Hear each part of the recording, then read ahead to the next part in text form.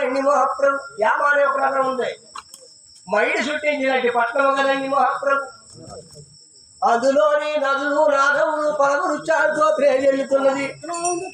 అక్కడ స్వయంగా క్రమదాసీగా ఉన్నారని మహాప్రభు. ఒకరి సై పట్టుకుని ఒకరు పట్టుకుని ఈ బిడవలకు దూరంగా వాళ్ళకి వెళ్ళగాలి ఎంతో పట్టణంగా ఉన్నారు కదండి మహాప్రభు. పళ్ళు పలహారాలు ఇచ్చారు. రామాలక్ష్మణ సీత అనే మాటలు ఆలకించింది స్నేహంబొప్పగా. ఆలకించి రామాలక్ష్మణ అన్న మాటకి ఈ వానల్ని బయటకు వస్తుందని మా గురుగారు చెప్పారు. బయటికి వచ్చిన వానలు సుగ్రీవుడు చెప్పినట్టు సర్త అయిపోయింది. నేను వెళ్ళినట్టయితే సుగ్రీవుడు మాట్లాడని వాళ్ళు పెట్టేయాలి కదండి మహాప్రభు. బేమలోకి వెళ్ళి ఆకలి తీసుకుని వచ్చినట్టు సమయంలో కాలం అంతా అయిపోతుంది. ఇంకెన్నో రోజులు గడువు లేదు. ఈ సీతమ్మ వారికి ఆడలు చెప్పకుండా నడిగితే మన సీతగాడి అంటాడు. కొంతమంది ఎక్కడ నుండి పోతామన్నారు, కొంతమంది సర్ది పోతామన్నారు. ఈ రకంగా వాళ్ళంతా బాధపడుతున్నారు. గురుగారు అయ్యా అక్కడ ఈ ఉండే మనిషి ఎవరంటే అన్నారు? స్వయంప్రభ అండి. ఆ స్వయంప్రభ వెళ్ళి వానరులు అక్కడ ఏం మాట్లాడుకోలేదండి గురుగారు. అది నాకు తెలియదు. అక్కడ మాట్లాడుకున్నారు ఏమండి, ఆవిడ మాట్లాడుకున్నారు ఏమండి. ఆ ప్రభుత్వం మాట్లాడారు. అందులో బయట రాలేరు కదండి. వాళ్ళు బయటికి పంపించిందండి. మీరేమనుకుంటున్నారు? ఆవిడ ద్వారా బయటకు పంపించిందండి. రామరామ అనే మాట అనిపించిన తర్వాత ఆవిడ బయటకు పంపింది. అక్కడ పిల్లమలో ఈ స్వయంభవ ప్రభు ఉండటానికి కారణం ఏమిటి? కాక మనవాజ భౌని వరకు జందేవ్ గురు అది రామ రామ రామ రామ రామ రామ రామ రామ యోజ రామ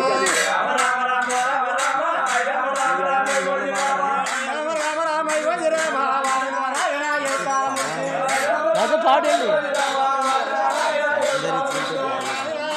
మగ ఎలా అంటున్నారు? రాజు రాజు రాజు అంటున్నారు.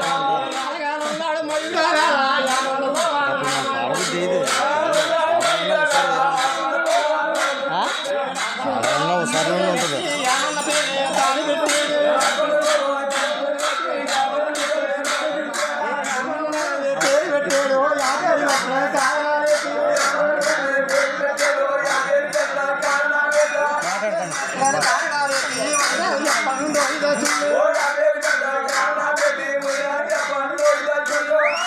ఇప్పుడు నేనే పాడతాను కానీ మరి చాలా మెలుకులు ఉన్నాయి. యామనే చిన్నది గంధర్వ కంది కదండి మహాప్రభు. ఈ యామ గంధర్వ కంది కదండి. ఈవిడికి ముగ్గురు చదువుకున్నది కదండి మహాప్రభు. ఆవిడికి ఒక ఆడపిల్ల, ఇద్దరు మగవాళ్ళు ఉన్నారు. ఇద్దరు మగవాళ్ళు ఎవరి చేతిలో మరణించిపోయారు. ఆడపిల్లని ఎవరికి ఇచ్చి పెళ్లి చేసాడో కథ వైన గురువో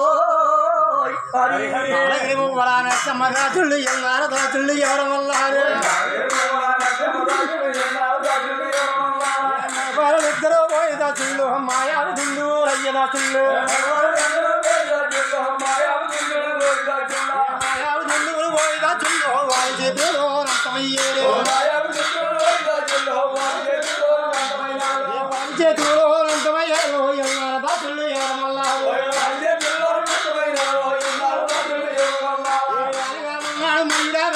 ఎప్పుడు మండు పోయిదా చుళ్ళు కూతుర్ని తీసుకురాయిదా చెల్లో వాదేవలా కాలిపోయే.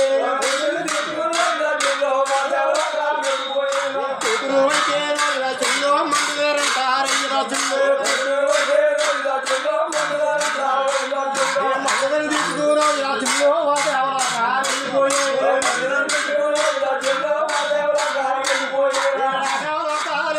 రావణ బ్రహ్మకే పెళ్లి చేసేడు. పెళ్లి చేసేడు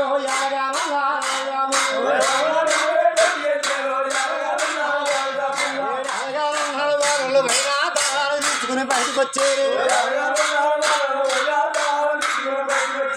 తాళాలు తీసుకుని బయటకు వచ్చారు. రుక్కుముఖం తీసుకున్నారు.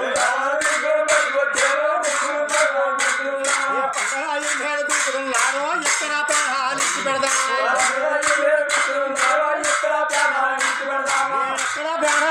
పెడదామా ఎక్కడో కావాలని నమ్ముతున్నారు ఎక్కడో కావాలని నమ్ముతుంటేనే ఆగాలన్నాడు ఆగాలన్నాడు జన్మరాజు ఎవడు ఎవడంత తోడు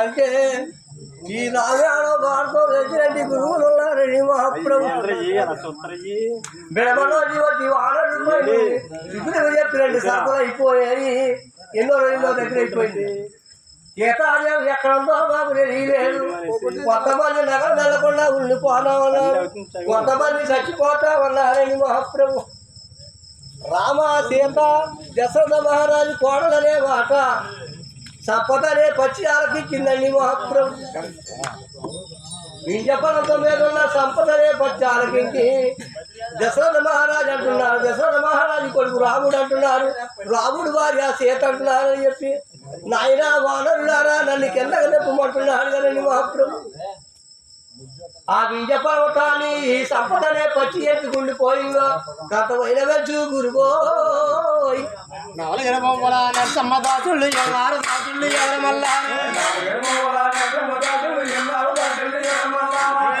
దాసుళ్ళు ఎవరు మల్లారో దేవాయి దాసుళ్ళు చెల్లురా మీకు సంపాది పడినా పోయండి రెక్కలే మారిపోయాయి రెండు రెక్కలే మారిపోయాయి ఎగలేక నిండిపోయింది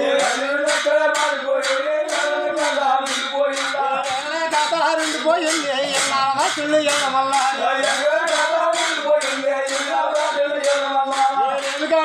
దోయిదా చుళ్ళు వారిండి రెక్కలే మారిపోయాయి రెండు రెక్కలే మారిపోయాయి చెప్పండి ఇదా చుళ్ళు